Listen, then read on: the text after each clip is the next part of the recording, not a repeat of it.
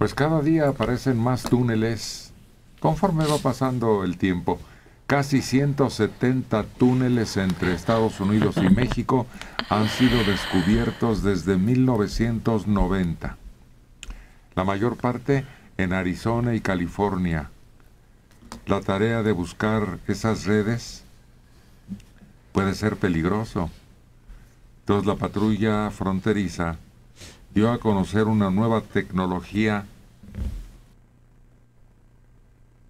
un robot inalámbrico equipado con una cámara que puede realizar la faena en una fracción de tiempo usual. Mineros y otros jornaleros empleados por los carteles usan azadas, martillos mecánicos, palas y picos para cavar y cargar la tierra en baldes que son sacados por la entrada del túnel en México. Las herramientas son anticuadas y se pueden comprar fácilmente en tiendas. Muchos mineros, por ejemplo, usan brújulas porque los sistemas de localización satelital no funcionan bajo tierra. Los contrabandistas han cavado decenas de túneles rudimentarios en Nogales que comienzan en México y se conectan a un sistema de desagües de la ciudad estadounidense. Los túneles más sofisticados, descubiertos cerca de San Diego, tienen ventilación, sistema de iluminación, se extienden centenares de metros, contratan ingenieros y mineros, y es que los carteles tienen oportunidad de financiar funcionarios fronterizos estadounidenses.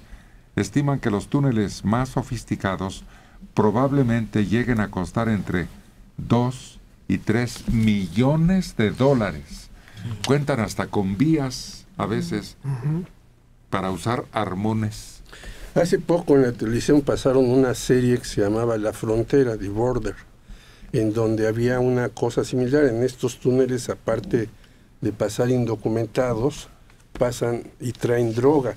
Entonces, en esta serie con Demián Bichir sale muy bien explicado cómo está la situación. Son dos policías, Damián Bichir por México, en Ciudad Juárez, que está buscando a los llamadas muertas de Juárez, y una policía estadounidense que se conjugan para ver este tipo de problemas entre droga, inmigrantes y muchas otras cosas.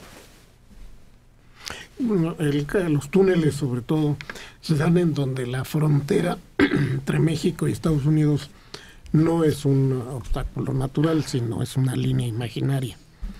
Debajo del río es muy difícil hacer túneles. No, que yo sepa, no han logrado abrir ninguno, habría que hacerlo muy profundamente. Se calculan muy bien, no van al azar. Se calcula el lugar de salida, se adquiere, incluso se compran lotes. Recuerdo uno en donde había un cuarto de baño que después se transformaba y se convertía en un túnel. Tenía hasta elevador, si no me equivoco. Elevador, llegaba a una vía, había un túnel alumbrado con sistema de aire circulando, o sea, todos los avances que se pudieran tener para que el paso por el túnel fuera lo más cómodo posible. Ese era VIP. Y cuando son descubiertos ya han redituado mucho más de lo invertido en su construcción. Y al principio es el mismo que el de las minas, en tiro, que es el que menciona Liliana, hacia abajo, o en túnel, que es el que cruza la frontera. Y para eso se necesita un buen ingeniero, tecnología, recursos, un equipo, complicidad, porque sacar todo el cascajo, no sé cómo se llama, todas las especies, ¿sí? ¿Es correcto? Okay. Pues no es fácil. Cualquier movimiento fuera de lo normal en la calle va a llamar la atención, sobre todo en estas zonas fronterizas, después de la información que se ha manejado. 170 túneles, ¿te imaginas la cantidad de vías que se hubieran hecho ya en esta República Mexicana si eso se hubiera invertido de una manera productiva? No, hombre, tendríamos un un tren como el euro, el Eurotren, así tendríamos el Eurotúnel. Ándele, aquí tendríamos uno. Pero gente talentosa, definitivamente, para crear todo esto, independientemente de que hoy se cuente con un robot. Los que picaron piedra, pues terminaron muertos muchas veces en el desierto de los Leones o en otros lugares, porque habían participado en este tipo de obras. Y es gente que sabe demasiado, que sabe ubicación, que tiene los rostros de los contactos, que sabe lo que pagaron, y entonces pues lo sacrificaron. El gobierno de México lo reconoce. 330,000 mexicanos nomás el año pasado fueron repatriados de Estados Unidos.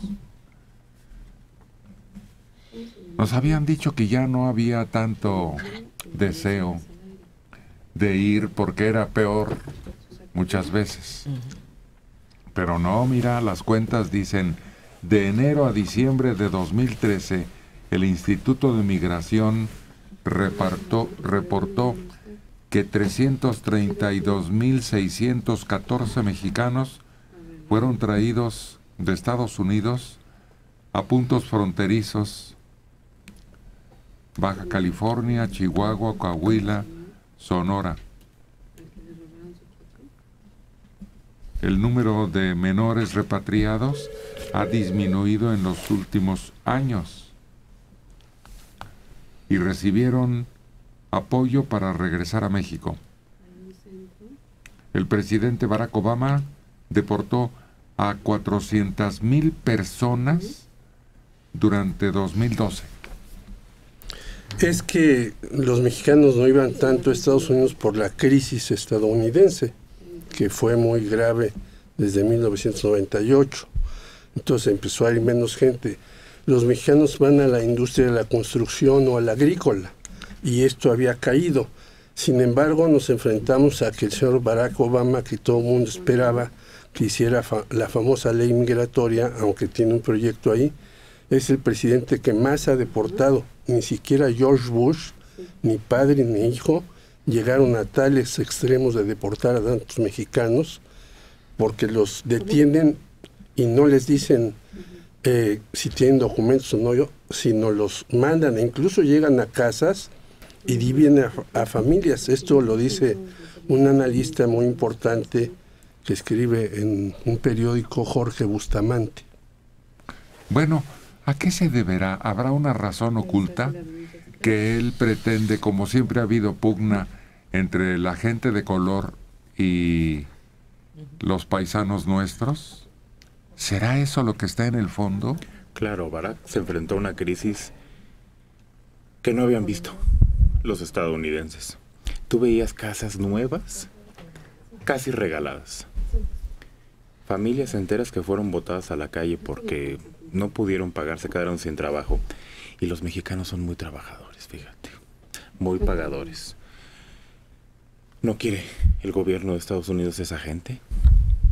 Es un racista, aunque no lo crean. Sí, claro. Es un racista de primera línea. Sí. Y de la misma forma en que él en muchos momentos ha sido tratado, aún siendo presidente de los Estados Unidos de Norteamérica, le han tirado durísimo los racistas de su propio país. Bueno, pues yo lo veo también como un actor racista. Y el que los mexicanos, sí, estoy de acuerdo con Manelik, se posicionaran mejor que sus paisanos. De trabajos no calificados. Sí, mano de obra. Los trabajos no calificados son para los negros y para los mexicanos. Exactamente. Y los mexicanos están ocupando el lugar de los negros. Eso están no quiere desplazando, no lo quiere. Y no lo quiere porque además, por muy importante que sea el voto latino, finalmente le interesa más el voto del negro.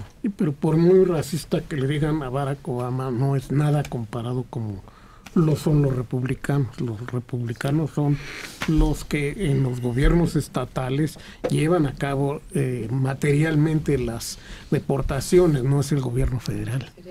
Y tenemos los gobiernos tanto de Arizona y Texas, que son los más activistas en este aspecto y son los que han detenido el avance de todas las leyes que ha propuesto Obama para, sobre todo para regularizar a quienes tienen muchos años allá o están estudiando allá. Pero yo insistiría en la crisis que dice Malik, porque hay que recordar hasta esa famosa frase de Vicente Fox: los mexicanos van a hacer los trabajos que ni los negros, que después tuvo que corregir, hacen.